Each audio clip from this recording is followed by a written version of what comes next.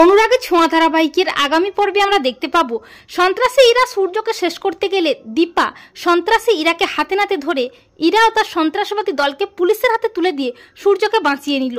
হ্যাঁ বন্ধুরা, আমরা এমনটাই দেখতে পাবো অনুরাগের ছোঁয়া ধারাবাহিকের আগামী পর্বগুলোতে। তিস্তা আবারও ভিক্টরের পাতা ফাঁদে পা দিয়ে ভিক্টরকে সেনগুপ্ত বাড়িতে নিয়ে আসে, কিন্তু বাড়ির সবাই কোনো মতেই ভিক্টরকে অ্যালাউ করতে চায় না। কিন্তু তিস্তা ভিক্টরের মিথ্যে নাটকে আবারও গলে গিয়ে বলে যে ভিক্টরকে যদি এ বাড়িতে থাকতে না দেওয়া হয় তাহলে আমিও এ বাড়িতে থাকবো না।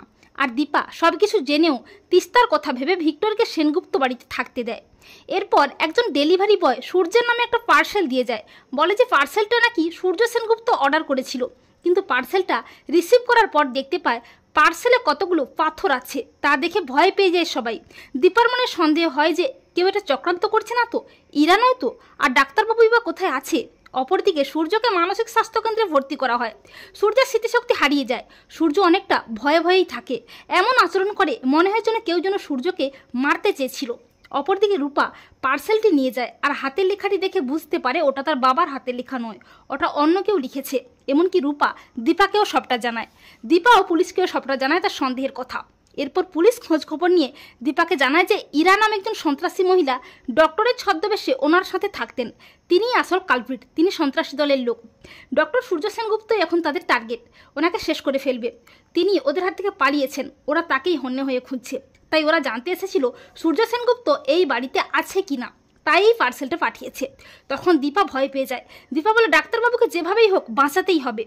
এরপর পুলিশ কয়েকদিন পর খোঁজ খবর নিয়ে দীপাকে জানায় উনি অ্যাক্সিডেন্টে স্মৃতি হারিয়েছেন, মানসিক স্বাস্থ্যকেন্দ্রে আছেন। অপরদিকে ইরাও সূর্যের খোঁজ পেয়ে যায়, সূর্যের কাছে পৌঁছে যায়। সূর্যকে শেষ করে ফেলতে ইরা সবার চোখের আড়ালে ডক্টরের ছদ্মবেশে মানসিক স্বাস্থ্যকেন্দ্রের ভেতরে ঢুকে পড়ে। ইরা সূর্যের দিকে বন্দুক তাক করে, আর সূর্য ইরাকে দেখে প্রচণ্ড ভয় পেয়ে যায়। ইরা বলে ডক্টর সূর্য সেনগুপ্ত অনেক পালিয়েছেন, আজ আমার হাত থেকে তোমাকে কেউ বাঁচাতে পারবে না। ইরা যখনই সূর্যের দিকে গুলিটা চালাবে করে ঠিক তখনই পুলিশ নিয়ে হাজির হয় দীপা। দীপা বলে ডাক্তারবাবু। দীপা সূর্যকে জড়িয়ে ধরে, আর পুলিশ বলে তোমার খেলা শেষ, সন্ত্রাসী ছদ্মবেশী ইরা। আর ইরাও ভয় পেয়ে যায় পুলিশ দেখে।